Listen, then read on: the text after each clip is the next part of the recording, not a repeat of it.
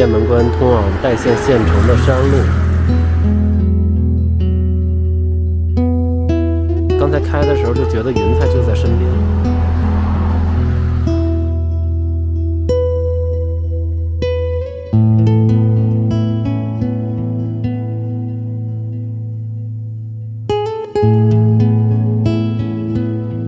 从这个明长城出来呢，我们现在是穿过了雁门关，拐了半天，来到了雁门关内的一座县城，叫代县，它古代叫代州。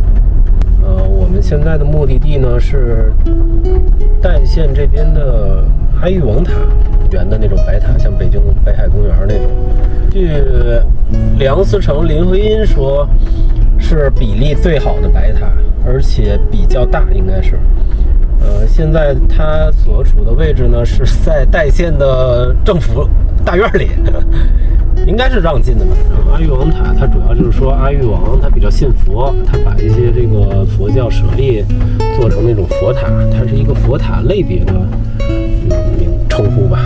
你看代县这块底下应该是河，滹沱河是从这边发源的，滹沱河是流到河北啊、石家庄、保定那一带比较重要的一条河流啊，因为山西地势高嘛，它就从山西发源，所以这个县城呢，它是沿河沿山而建，人口不到20万吧。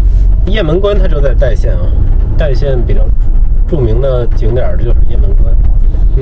这个应该是县城一个商业街，阴云笼罩的小县城，古代的时候就是边塞呀。哇，这真是开进政府，这让进吗？哎，您好，去那个阿育王塔车可以进吗？哎，好，谢谢，谢谢您。哇，真是为人民服务，真是好政府。这个，要不山西文旅火呢，人真是。开进政府大院。对呀，我靠，这体验绝了。给代县市人民政府点赞啊！我这一期我必须这个好好宣传。哇，看见了，凯瑞现在想飞无人机。我说人在政府大院让不让飞？他说某书上看说可以飞，无人机友好，所以真的是给代县市政府点赞啊，非常包容。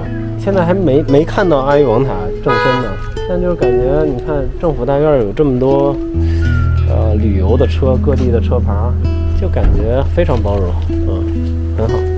真的是正在飞呢，就是合法合规，大疆也不是禁飞区，这政府太好了，人民政府真是为人民。这个我们还没有上去看呢，但是在塔基下看呢，就已经是很壮观了。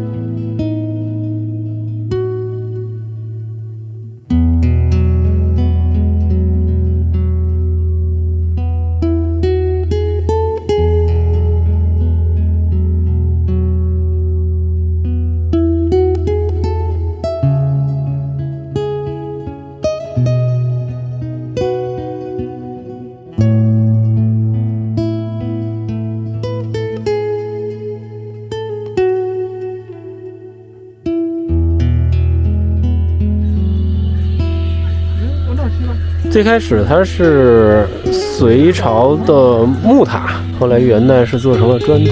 它这个基座长是50米，宽是30米，所以可以想象出来它有多大。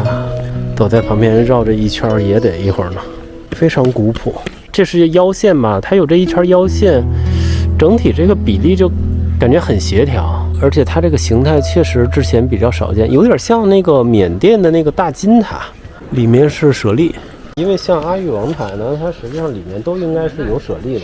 然后中国这边按理说应该是有个10几座舍利塔，但那会儿呢是汉代，汉代就很难考证了嘛，所以后来白塔其实有没有舍利也不太好考证。刻着忍冬花纹样，他这官方讲解非常激昂，劝人向善的。比作人的灵魂不灭，象征着轮回永生。现在啊，大家抬头看看塔顶端的塔刹，在阿育王塔的塔顶呢，有13层相轮。13在佛教中呢，象征着最高的等级13层天，对应的在塔下的基座上，每面也是13层台阶，都代表了阿育王塔在佛教中的等级。根据文献的记载，在塔身上还有砖雕陀罗尼经，现在呢已风化不清。在塔座上是富波氏的塔身，富波氏就好像是一个倒放的钵盂，钵盂呢就是佛教徒盛放食物的容器。在古印度塔的造型就是富波氏，修塔有着无上的功德。塔的梵音语音为浮屠，我们中国自古就有句俗语叫救人一命，哪个是浮屠？七级浮屠。它意味着为救人一条性命，胜过建筑一座7级宝塔，功德无量。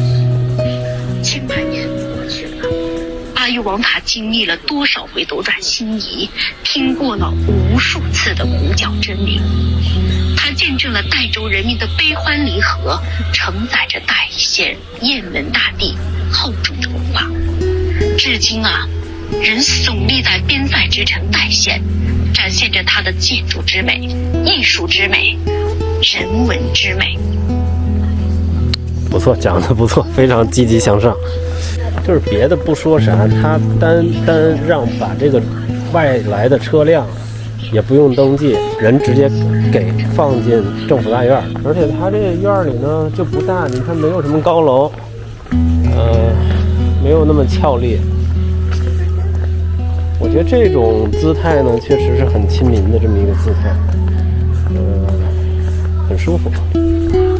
他必须点赞啊，必须点赞傣县政府。